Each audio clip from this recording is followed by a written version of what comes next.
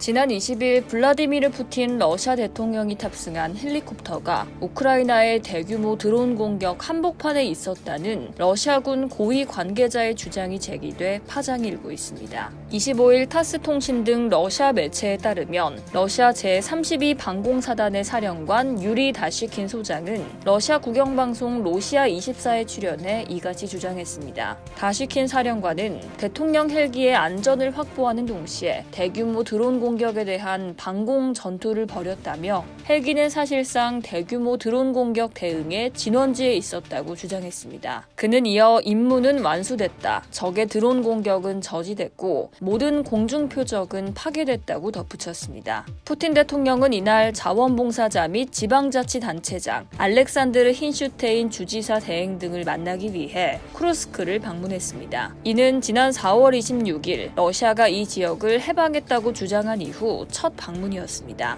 쿠르스크주는 지난해 8월 우크라이나가 제2차 세계대전 이후 처음으로 러시아 본토에 대한 대규모 침공을 감행했던 지역입니다. 당시 우크라이나군은 상당 부분의 영토를 점령했으나 지난 3월 북한군의 도움을 받은 러시아군의 반격으로 대부분의 영토를 다시 빼앗긴 것으로 알려졌습니다. 러시아 측의 주장은 그야말로 충격적입니다. 만약 사실이라면 이는 우크라이나가 전쟁의 판도를 뒤흔들기 위해 푸틴 암살을 시도했던 것을 시사하기 때문입니다. 하지만 우크라이나 전문 매체 키이우 인디펜던트는 다시킨 사령관이 어떠한 구체적인 증거를 제시하지 않았다며 푸틴 암살 시도 가능성을 일축했습니다. 그러면서 키이우 인디펜던트는 이번 주장이 전쟁 장기화와 교착 상태 속에서 푸틴 대통령을 몸살이지 않고 최전선을 오가는 용감한 지도자로 포장해 내부의 결속을 다지고 지지율을 끌어올리려는 러시아의 전형적인 프로파간다일 수 있다고 지적했습니다.